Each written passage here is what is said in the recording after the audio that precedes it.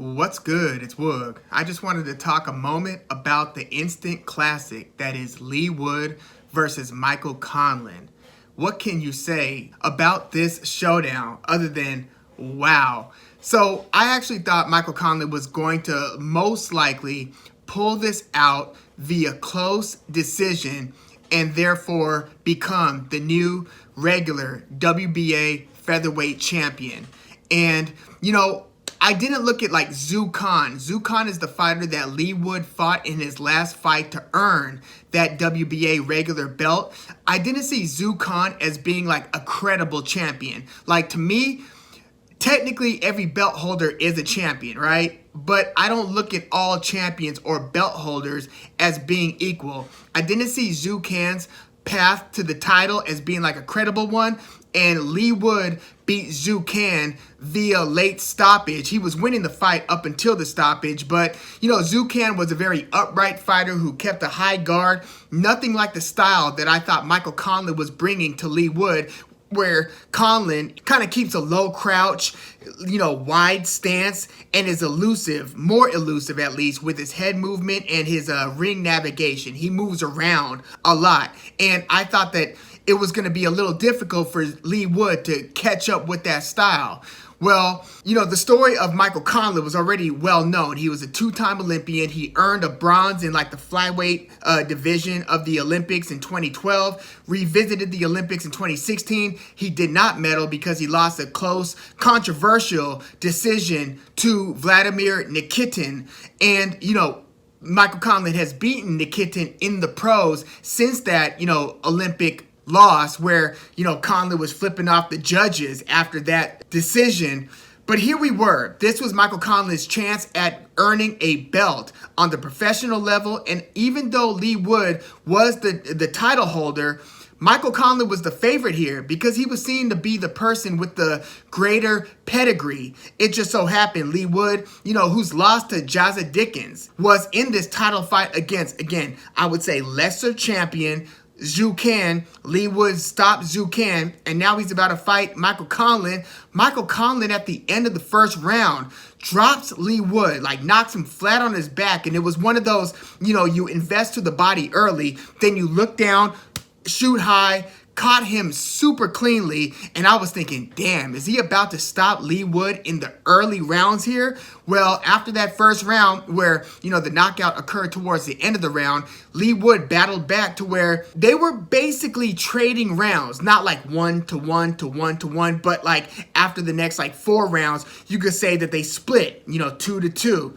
But with that first round going the way that it went, you had the feeling Leigh Wood has some distance to cover to rally back into this fight. And even though he was battling back, hitting Michael Conlan, more than we're used to seeing Conlan get hit, when Conlan was hitting Leigh Wood, he was hitting him so cleanly to where he was like spinning his head to where you're thinking, there's no way Leigh Wood is going to be able to continue to sustain these types of clean shots throughout the fight.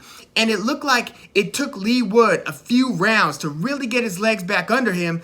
But even without having his legs 100% under him, he was still winning a few of these rounds just because he was really keeping his foot on the gas, putting sustained pressure on Michael Conlan to where Conlan was getting pinned up against the ropes more than he would like to where, Conlan's corner is urging him, stay off the damn ropes. And Conlan's like, it's all good. I got this basically. But Leigh Wood sustained pressure even when he was getting hammered by those, look low, aim high, left hands from Conlan. Leigh Wood was still throwing enough volume and enough combinations to make these rounds super close. It was a lot of back and forth. It felt like a real life Rocky movie by the time you were getting to the middle rounds, which is kind of rare for like a title fight. Usually when you see these like slugfests, it's on the lower level because the guys are usually less defensively inclined to where it just becomes like a blood and guts type of fight, but not on an elite versus elite type of matchup. This was a rare exception, even if you felt like Leigh Wood was lower than the average champion. Well, going into the 12th round, it turns out the judges all have this fight super close. Most people, including the unofficial judge on the DAZN broadcast, which was Tony Bellew, the official scorecards, it was 104 to 103, 104 to 103, and 105 to 102, all in favor of Michael Conlan, the challenger, going into the 12th round. So if Leigh Wood, who scored a controversial, it was one of those where he scores a knockdown, or at least the referee rules it a knockdown, but you could see that Conlan slipped, but Leigh Wood also hit him at the same time. So yes, that should technically be ruled a knockdown, which it was. So even though Leigh Wood was rallying back, the broadcast kind of felt like he had even more work to do to truly be back in this fight and to put this on even terms. Well, that thing that needed to happen happened in the 11th round with that knockdown of Conlan. So now going into the 12th, again, it turns out that these scorecards were razor close, to where if Leigh Wood wins in the 12th round without even scoring another knockdown, if he just pulls out a 10-9 12th round where there are no knockdowns, but he wins the round, this would have been a majority draw, which would have allowed Leigh Wood to retain his WBA title. But man, in the 11th and 12th round, even though he scored that knockdown of Conlan in the 11th round, in the 12th round, I saw Conlan break off body shots, combinations that seemed to have Leigh Wood, who was showing, again, all the heart and guts in the world. They both were. But Leigh Wood looked at several times in this fight like he was just running on pure energy, adrenaline, and heart, on fumes, to keep on coming forward and pressuring Conlan. But it looked like Conlan caught Leigh Wood cleanly, to where Leigh Wood looked like he was doubled over and like his body was unable to even move, to where I'm thinking, damn, he was really rallying back too. But unfortunately, it looks like he's about to lose and get stopped in this 12th round, because it looked like, when a fighter's really hurt to the body so badly to where he just puts his elbows and his arms to protect his body, to where he's willing to absorb the headshots because he's so damaged to the body. It looked like it was turning into one of those scenarios for Leigh Wood, to where you would still tip your cap to him if he got stopped in the 12th round. But he somehow managed to build up the guts and the fortitude to keep his foot on the gas one more time and to batter Michael Conlan into the ropes, and then break off one last combination that suddenly gets Michael Conlan's arms to drop, head to drop. He's totally out on his feet, unconscious. It feels surreal as you're watching this fight, like, holy. You see him, eyes closed, head go to the side, and then slowly. Remember when Joe Smith Jr. knocked Bernard Hopkins out of the ring? It was a little like that. But I got the feeling that Michael Conlan was way more unconscious than Bernard Hopkins momentarily was. This was one of those, I hope he's okay, stunning, just shocking types of knockouts, to where it was a muted celebration for Leigh Wood, because the whole concern was, is Michael Conlan okay? So again, Leigh Wood needed to win this 12th round, but the way in which he did it, and putting Michael Conlan not only out cold, but having Conlan fall through the middle ropes, upside down, out onto the outer ring apron. We didn't see any shots of Michael Conlan, like no camera shots. It was all like, we could only imagine the condition that he was in as he was out of the ring, because of how we saw him totally collapse and fall out of the ring.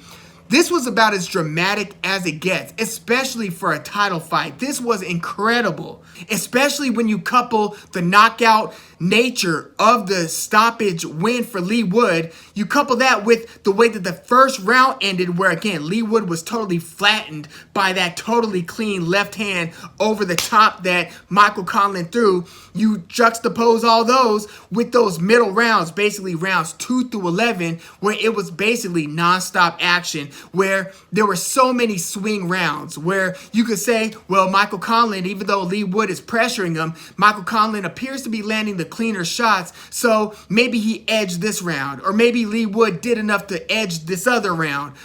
totally great fight. Even if the 12th round was a total dud and it ends up being a close decision win for one guy or the other, it would have still been a contender for fight of the year just based on what rounds 1 through 11 looked like. But the way that round 12 played out just makes it's hard to imagine another fight in 2022 outdoing this fight. And this is definitely an early frontrunner for fight of the year. Just amazing. And hats off to both of these guys. This is one of those fights where for the winner and for the loser, you wonder how much a fight like this took out of them. Like, it took every ounce of what Leigh Wood had to pull this one out. It's just amazing that it played out the way that it did. You know, I wouldn't be surprised if he loses his next title defense, depending on how much time he takes off based on the brutal nature of this fight. Michael Conlan, I mean, who knows? Like, he's 30 years old, so he's not an old fighter per se,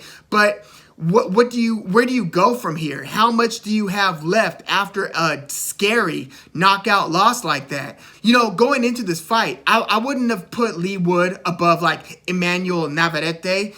I wouldn't have put him over, former champ Josh Warrington. I wouldn't have put him over former champ Gary Russell Jr. I didn't look at Leigh Wood or the guy he took the belt from, Zhu Can, as being the class of the featherweight division. But man, when you have a title defense that ends up being an instant classic, Leigh Wood's name is going to reign because of what these last two fights have been for him in winning the WBA belt and then defending it against, again, the favorite and the challenger, Michael Conlan. It's just unbelievable. So, I mean, where do you go from here? Like, is the winner of Kiko Martinez versus Josh Warrington challenging Kiko Martinez for the belt that Kiko Martinez won in a vacant title shot versus Kid Galahad, where Kid Galahad was winning the fight until he got dropped and then later stopped, knocked out cold by Kiko Martinez. Maybe there's a title unification fight between Leigh Wood and the winner of Martinez versus Josh Warrington, even though I think it's BS that Josh Warrington, as much as I like the way that he's been conducting himself, with his title win when he beat Lee Selby and then defending it against Carl Frampton and then basically vacating the title so he could take on tougher opponents and then unexpectedly losing to Mauricio Lara. They tried to run it back. It ended up being stopped due to a headbutt, and a lot of people watching the fight felt like Josh Warrington was kind of leading with the head. I don't see how Josh Warrington deserves a title challenge over Mauricio Lara, given the fact that Lara knocked out Josh Warrington. This should have been Kiko Martinez versus Mauricio Lara in my book. But it's Kiko Martinez versus Josh Warrington. So I wouldn't be mad if Leigh Wood ends up fighting a unification fight against one of those two. I don't see Leigh Wood fighting like Emmanuel Navarrete, given the promotional, one guy's on Matchroom, fights on DAZN. Navarrete's with top-ranked Bob Arum, fights on ESPN. And I would favor Navarrete over Leigh Wood. But yeah, man, this was a fight to remember. It was kind of floating under the radar. I did a preview of the fight, but man, this was just one of those classics where you just can't believe what you're watching as you're watching it, regardless of what your expectations were coming into the fight. I don't know if Michael Conlan will get another shot at the title. I don't know if his career will suffer one setback after another. I don't know if both of these fighters don't end up being damaged goods because of how this fight played out. And that's why you see so many of these fighters, kind of playing hardball in the negotiations, in what their fight-by-fight purse demands are, because you never know if you are going to leave that ring a fraction of what you entered that ring as. So yeah, hats off to both of these guys. It's just a reminder of the brutal nature of the sport. There's truly nothing like it. But yeah, let me know what you thought of Leigh Wood's successful title defense knockout over Michael Conlan. I was speechless after this one, but I wanted to get this brief recap out there.